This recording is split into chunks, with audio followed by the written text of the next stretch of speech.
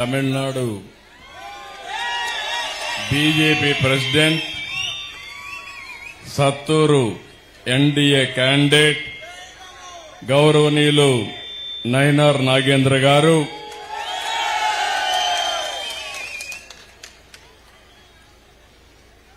அனைவருக்கும் வணக்கம்.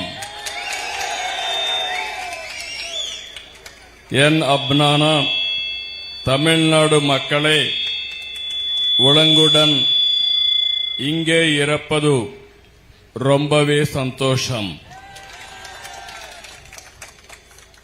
தமிழ்நாட்டில் மாற்றம் ஆரம்பம் ஆயிடுச்சு.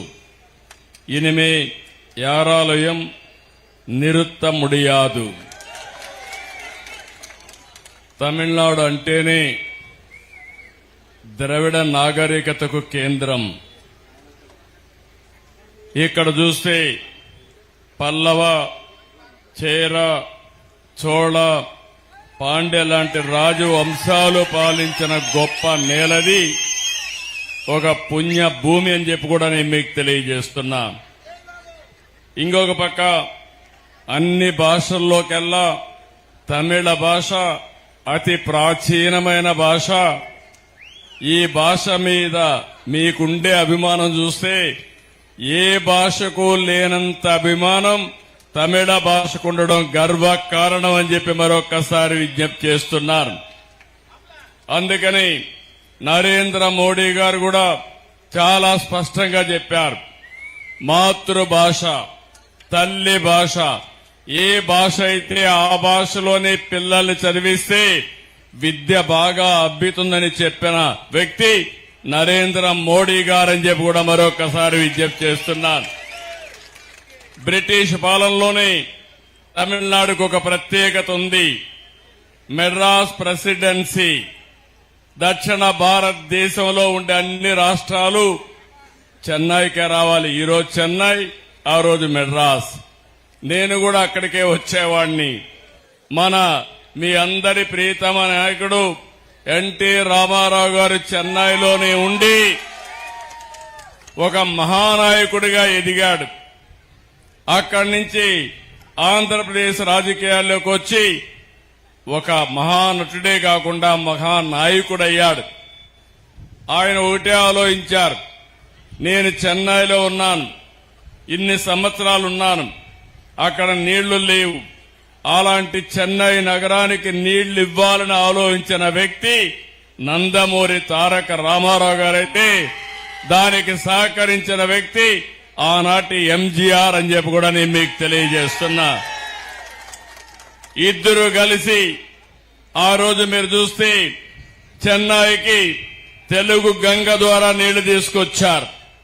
ఇంకో పక్క తమిళ ప్రజలంటే క్రమశిక్షణ, పట్టుదల, కష్టపడే మనస్తత్వం, తెలివితేటలు, ఇదే తమిళ సోదరుల యొక్క సక్సెస్ సీక్రెట్.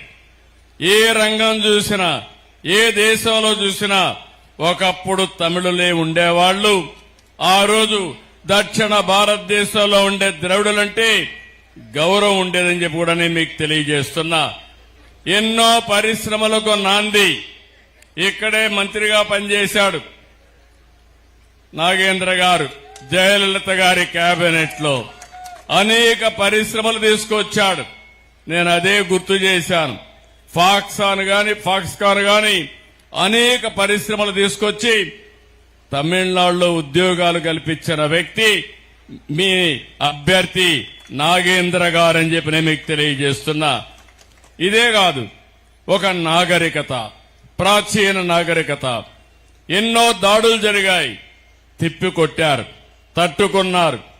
అంతేకాకుండా ఎంతో మంది పుణ్య పురుషులు జన్మించిన గడ్డ, పుణ్య భూమి ఈ తమిళనాడు అని చెప్పి కూడా నేను మీకు తెలియజేస్తున్నా. కన్నగి, తిరువళ్ళూర్, తిరువళ్ళవార్, కంబన్, సుబ్రహ్మణ్య భారతి, సివి రామన్, సర్వేపల్లి రాధాకృష్ణన్, శ్రీనివాస రామానుజన్, అబ్దుల్ కలాం కూడా ఈ రాష్ట్రం నుంచే వచ్చాడు. స్వామినాథన్ అగ్రికల్చర్ రెవల్యూషన్ తీసుకొచ్చాడు. ఈ కాన్స్టిట్యున్సీ నుంచి కామరాజు నాడర్ కూడా ఇక్కడి నుంచే వచ్చి దేశ రాజకీయాల్లో చక్రం తిప్పాడు. అవునా కాదా మీరు ఒక్కసారి గుర్తుపెట్టుకోవాలి. అంతేకాదు కట్టబొమ్మ వీర పాండ్యన్ కూడా ఇక్కడ వచ్చి బ్రిటిష్ వాళ్ళ పీరియడ్ లో నువ్వెవడరా రావడానికి, నువ్వెవడరా ట్యాక్స్ అడగడానికి అని చెప్పి తిరుగుబాటు చేసిన స్వాతంత్ర పోరాట యోధుడు వీర పాండ్యన్. మన నాయకుడు ఎన్టీ రామారావు గారు ఒక సినిమా తీస్తే అందులో ఆయన క్యారెక్టర్ను కూడా తీసుకునే పరిస్థితికి వచ్చారు.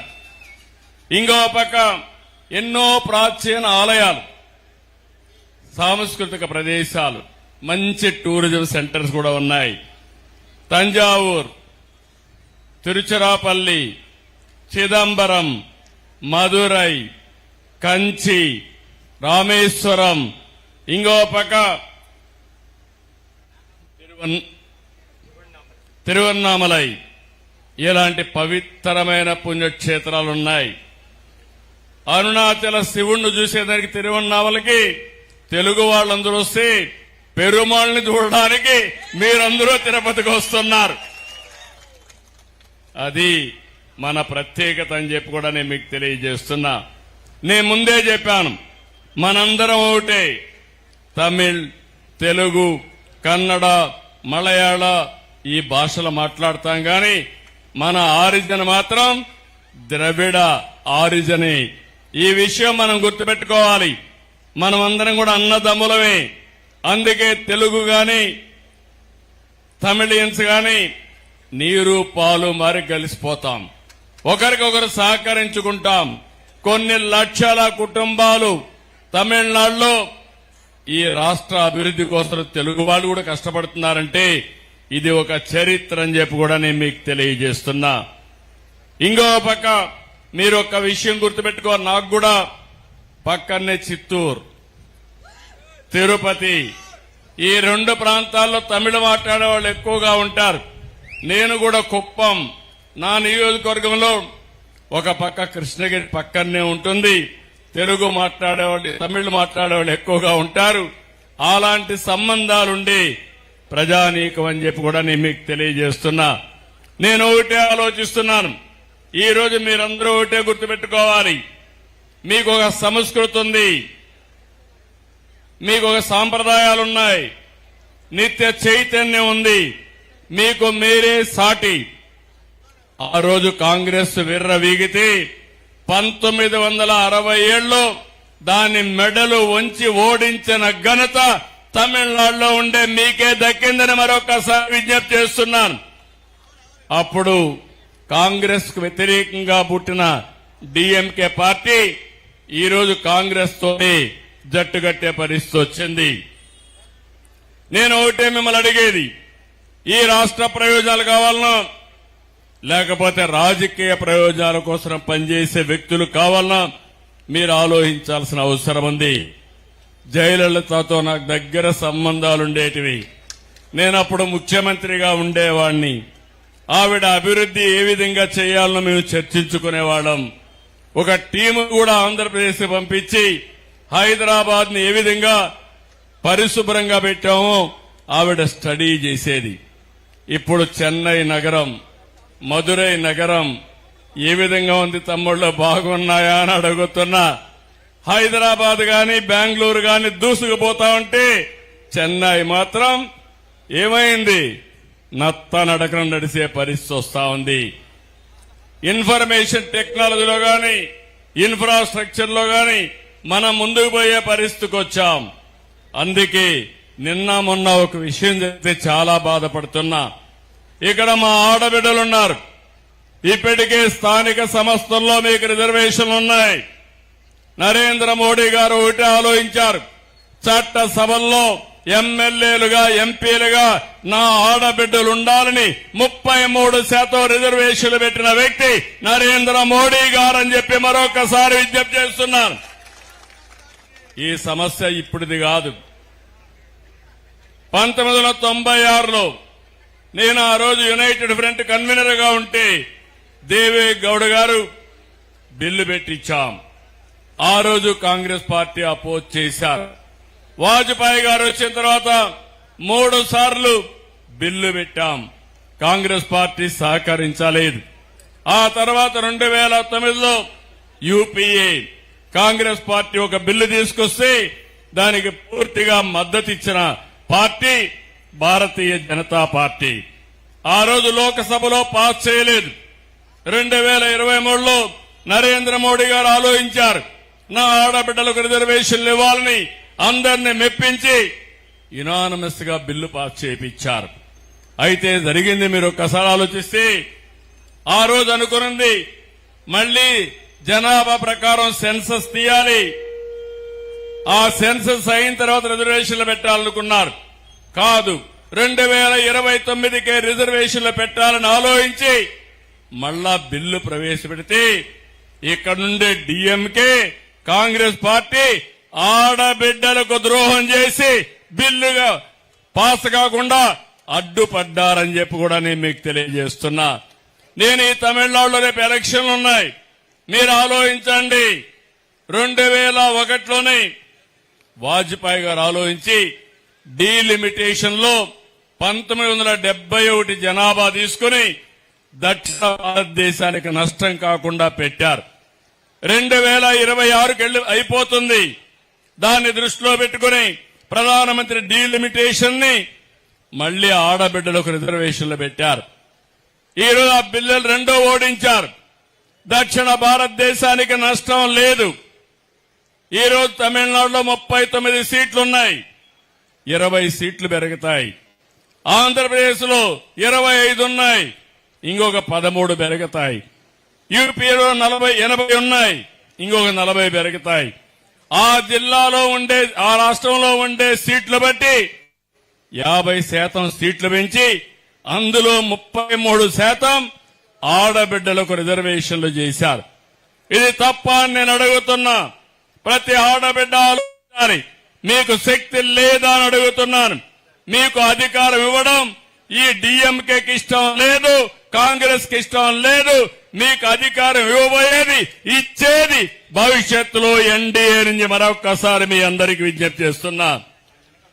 ఇప్పుడు మాట్లాడుతున్నారు చట్టంలో పెట్టలేదని. అమిత్ షా గారు చెప్పారు, నేను 1 అవర్ టైం ఇవ్వండి, చట్టంలో పెడతాను, పెట్టి తీసుకొస్తా, అప్పుడే పాస్ చేయమంటే దానికి అడ్డుపడిన వ్యక్తులు ఈ గవర్నమెంట్, ఈ యొక్క కాంగ్రెస్, మన డిఎంకే పార్టీ అని చెప్పి కూడా నేను మీకు తెలియజేస్తున్నా. ఈ రోజు నేను అడుగుతున్నాను, నిన్న మొన్న డిఎంకే అధినేత చెప్తున్నాడు తమిళనాడు ఢిల్లీని ఓడించిందని. కాదు, మీరు చేసిన పనికి దక్షిణ భారతదేశం రాబోయే రోజుల్లో సంక్షోభంలో పడింది. మీ వల్ల నష్టపోయింది మా ఆడబిడ్డలే నష్టపోయారు.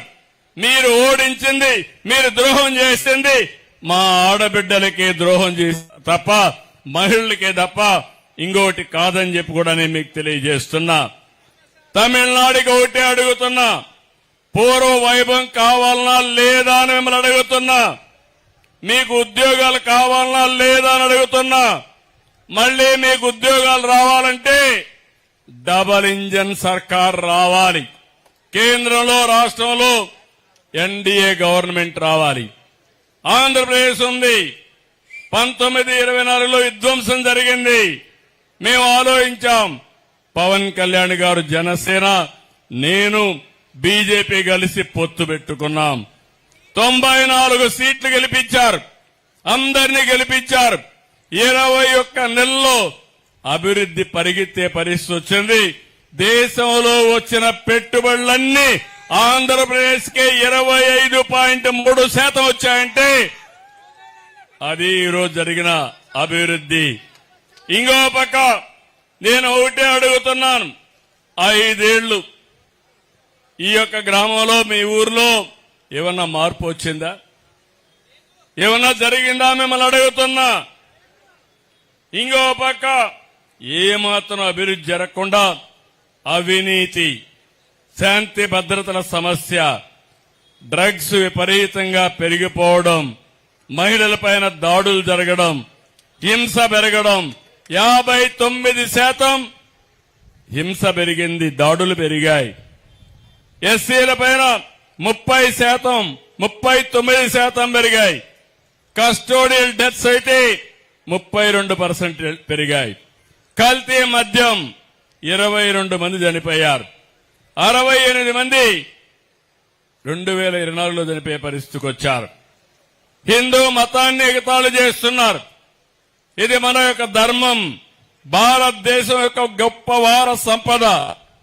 మీకు ఇష్టం లేకపోతే మీకు నచ్చిన మతాన్ని మీరు ప్రాక్టీస్ చేసుకోవచ్చు, కానీ ఎగతాళి చేయడం ఇది ధర్మం అని మిమ్మల్ని అందరిని అడుగుతున్నా, మిమ్మల్ని ఆలోచించమని మిమ్మల్ని కోరుతున్నా. అందుకని ప్రజల మధ్య విద్వేషాలు సృష్టించాలని ఆలోచిస్తున్నారు. అందుకే నేను మిమ్మల్ని అందరినీ కోరుతున్నాను. ఈరోజు மக்களின் குரல் கேட்காத அட்டி வேண்டுமா? பழைய அரசியல் போதும், புதிய தமிழ்களம் வேண்டும். திராவிட மாடல் போதும், என்டிஏ டெவலப்மெண்ட் மாடல் வேண்டும்.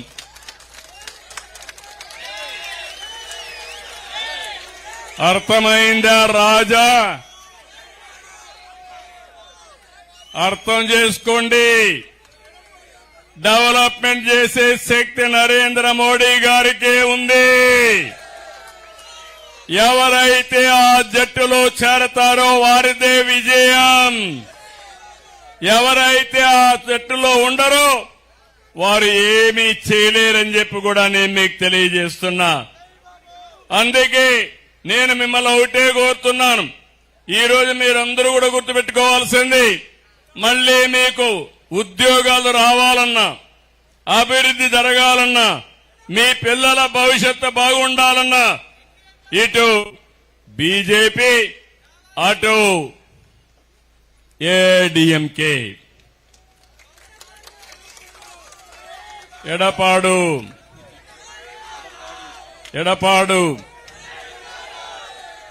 ఇద్దరు కలిస్తేనే జట్టు ముందుకు పోతేనే మిగిలిన పార్టీలందరూ కూటమిగా గట్టిగా పనిచేస్తే విజయం మనదే. సిద్ధమా తమ్ముళ్ళు? నేను అడుగుతున్నా. అవినీతి పోవాలా లేదా అని మిమ్మల్ని అడుగుతున్నా. అందుకని నేను ఒకటే చెప్తున్నాను, വാർത്തയിൽ മുട്ടും താൻ വളർച്ചി సేవదెల్లాం ఉలల్. ఇంకా కొన్ని రోజులైతే నాకు వస్తుంది బాగా తమిళ్ కూడా బ్రహ్మాండంగా మాట్లాడతా, నేర్చుకుంటా. కాబట్టి ఇది మీరు గుర్తుపెట్టుకోవాలి, మళ్ళా మీకు గుర్తుండాలి. వార్తయిల్ మట్టం దాన్ వలర్చి సేవదెల్లాం ఊలక్. సేవదల్ ఊలక్. సిద్ధమా మీరు? రాష్ట్ర అభివృద్ధి కోసం పనిచేయండి. అందుకే తమిళ్ తాయ్ వాల్గా, తెలుగు తల్లి జై, భారత్ మాతాకి. ఈ మూడు గుర్తుపెట్టుకోవాలి. దేశంలో మనం అందరం భాగస్వాములం. తమిళనాడు, ఆంధ్రప్రదేశ్, కర్ణాటక, తెలంగాణ, కేరళ అందరం కూడా భారత మాతలో భాగం తప్ప సెపరేట్ కాదు. ఈ విషయం గుర్తుపెట్టుకోవాలి.